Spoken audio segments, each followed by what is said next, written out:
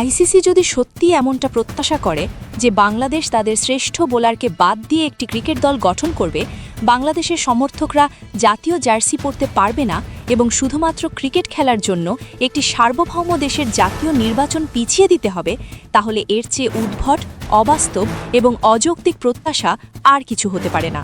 স্পষ্ট করে বলা হচ্ছে, বাংলাদেশ জাতীয় দলে যদি মুস্তাফিজুর রহমান অন্তর্ভুক্ত থাকেন, তাহলে ভারতের মাটিতে বাংলাদেশ ক্রিকেট দলের টি-20 বিশ্বকাপ খেলার কোনো বাস্তব পরিস্থিতি নেই।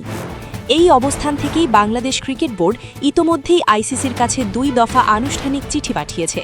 চিঠি পাঠানোর পর বাংলাদেশ এখন আইসিসির আনুষ্ঠানিক উত্তরের অপেক্ষায় রয়েছে। তবে এই অপেক্ষার মধ্যেই একটি অত্যন্ত গুরুত্বপূর্ণ তথ্য সামনে এসেছে। আইসিসির নিজস্ব নিরাপত্তা টিম, যারা টুর্নামেন্টের নিরাপত্তা মূল্যায়নের দায়িত্বে রয়েছে, তারা একটি চিঠি পাঠিয়েছে। সেই চিঠিতে বলা হয়েছে 3টি পরিস্থিতিতে বাংলাদেশ দলের নিরাপত্তা ঝুঁকি উল্লেখযোগ্যভাবে বেড়ে যাবে। প্রথমত, বাংলাদেশ দলে যদি মুস্তাফিজুর রহমান অন্তর্ভুক্ত থাকেন। দ্বিতীয়ত, বাংলাদেশ দলের সমর্থকরা যদি ভারতের ভেতরে বাংলাদেশের জাতীয় জার্সি পরে প্রকাশ্যে চলাফেরা করেন।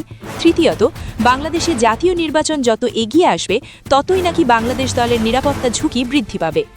আইসিসির নিরাপত্তা টিমের এই বক্তব্যই সন্দেহাতীতভাবে প্রমাণ করে যে ভারতের মাটিতে বাংলাদেশ ক্রিকেট দলের টি-20 বিশ্বকাপ খেলার মতো কোনো পরিবেশ নেই।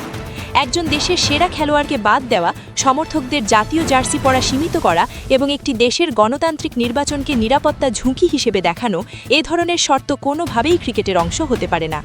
বাংলাদেশ মনে করে, বর্তমানে ভারতে যে উগ্র সাম্প্রদায়িক পরিস্থিতি বিরাজ করছে এবং গত প্রায় 16 মাস ধরে বাংলাদেশ বিরোধী যে ধারাবাহিক প্রচারণা চলছে, তার প্রেক্ষাপটে ভারতের মাটিতে ক্রিকেট খেলা বাংলাদেশের জন্য কার্যত অসম্ভব হয়ে দাঁড়িয়েছে।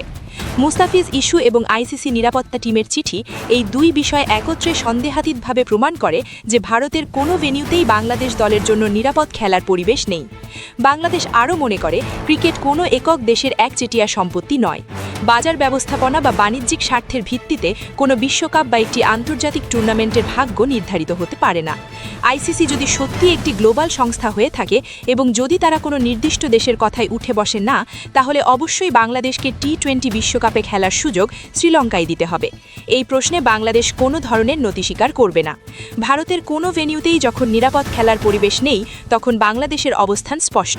টি-20 বিশ্বকাপে খেলার জন্য বিকল্প ভেন্যুই একমাত্র গ্রহণযোগ্য সমাধান।